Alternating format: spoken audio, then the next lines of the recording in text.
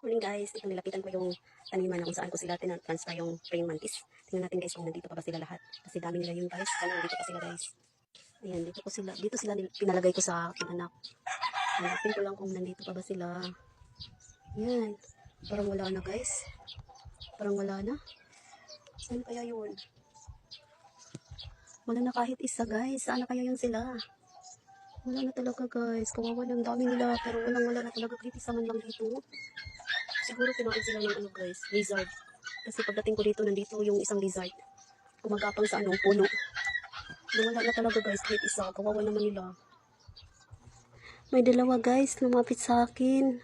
Yung isa nalaglag, ito yung isa oh.